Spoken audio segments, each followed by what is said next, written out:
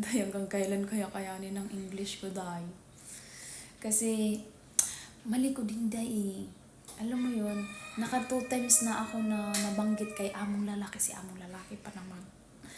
Nabanggit sa kanya na trying hard lang ako mag-English ba. Nung bago-bago pa lang ako nung mga nakaraang buwan. Nagtanong siya about sa Hong Kong ba, ganyan-ganyan. Marunong ba mag-English, ganyan-ganyan.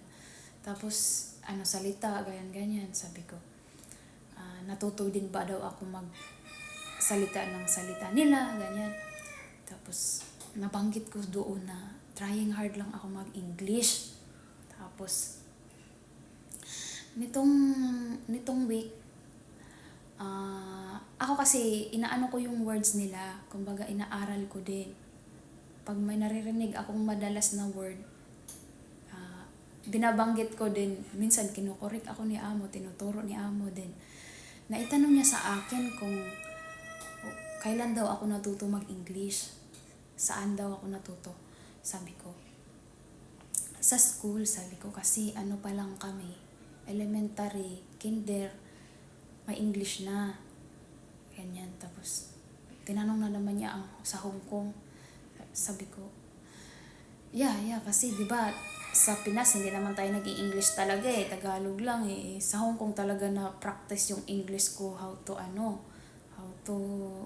speak ba, diba? Ganyan naman ako minsan, diba, may laman yung utak natin, pero hindi natin alam paano ilabas sa dila. Tapos sabi ko nga, trying hard lang ako, yan na naman tayo. Sabi ko na naman na trying hard ako mag-English. Tapos, alam nyo yun, yung kapatid kasi ni among babae, siya, English tutor siya. Tapos, alam mo, magkapuliki yung kay sila, past sentence, mga ganyan ba. Buti na lang, madalang lang. Kahapon pumunta kami sa magulang ni among lalaki. English talaga kasi sila.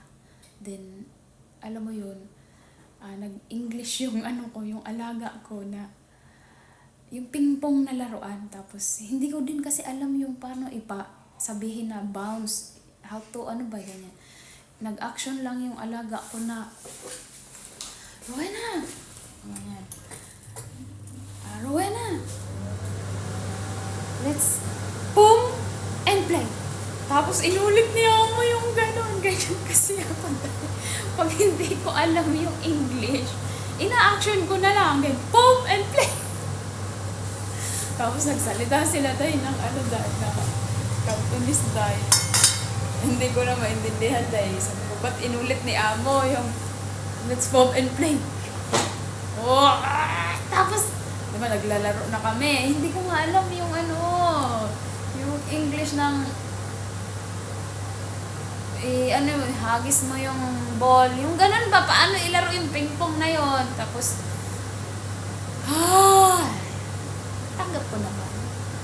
Kung aalisin nila ako, terminate nila ako dahil sa English ko. Pero, sa interview naman, hindi ko naman sinabi magaling ako mag-English, ganyan. Sinabi ko doon, high school ako. Diba? Ang ko lang kasi sinabi ko na trying hard akong mag-English. Kumbaga, siguro kung ako trying hard, hindi pala siya marunong ang English, mga ganyan. Babantayan na nila yung pag-i-English ko. Diba? Yun yung ko. Pero kung aayawan nila ako dahil sa pag-i-English ko, tanggap ko naman sa sarili ko. Kasi alam ko naman sa sarili ko. Then, ganun talaga ang destiny ko. At least sinubukan ko si Turkey. Kaya, more ipon tayo, habang nandito pa tayo, habang nakakasurvive pa yung English natin,